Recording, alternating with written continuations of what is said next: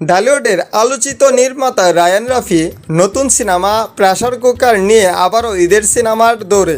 পুরামন 2, পরাণ, দামাল, সুড়ঙ্গ, তুফান ও তাণ্ডবের মতো সফল সিনেমা উপহার দিয়ে দর্শকদের আস্থা অর্জন করা এই নির্মাতা এবার হাজির হচ্ছেন এক ভিন্ন স্বাদের গল্প নিয়ে। গত শনিবার সন্ধ্যায় সিনেমাটির প্রায় 1.5 মিনিটের একটি টিজার প্রকাশ করা হয়েছে। তবে নির্মাতা এটিকে টিজার না বলে নাম দিয়েছেন ফার্স্ট হুইসেল।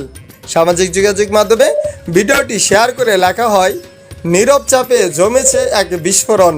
ইমপ্রেস টেলিফিল্ম ও কানন ফিল্মসের যৌথ প্রযোজনায় নির্মিত এই সিনেমায় প্রচলিত নায়ককেন্দ্রিক ধারা থেকে সরে এসে 4 নারীর গল্পকে কেন্দ্র করে চিত্রনাট্য সাজিয়েছেন রাফি।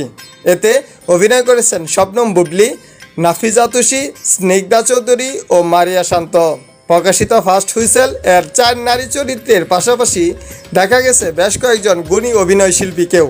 তাদের মধ্যে রয়েছেন ফজলুর রহমান বাবু, শহীদুজ্জামান সেলিম, মিশা সওদাগর, আজিজুল হাকিম, সাবির আলম।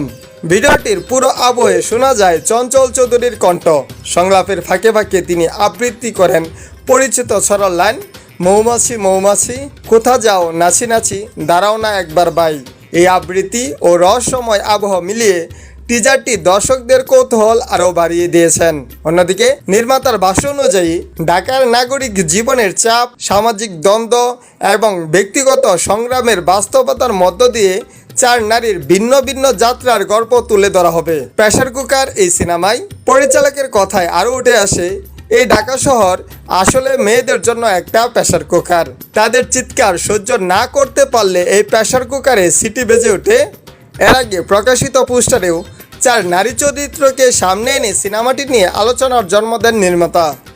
সেই পোস্টারেই তিনি জানান, নিজের প্রথম প্রযোজিত এই সিনেমাটি উৎসর্গ করেছেন প্রয়াত নির্মাতা তারেক মাসুদকে। রায়ান রাফি আরও বলেন, তারেক মাসুদকে দেখেই সিনেমা বানাতে অনুপ্রাণিত হয়েছিলাম আমি। তিনি আমার গুরুতুল্য, তাই আমার প্রথম প্রযোজিত ছবিটি তাকে উৎসর্গ করাটা বিশেষ অর্থ বহন করে। ঈদ উল ফিতরে মুক্তির লক্ষ্যে নির্মিত প্রেসার কুকারের ফার্স্ট হুইসেল প্রকাশের পর থেকেই সিনেমাটি নিয়ে দর্শকদের মধ্যে নতুন করে কৌতূহল তৈরি হয়েছে।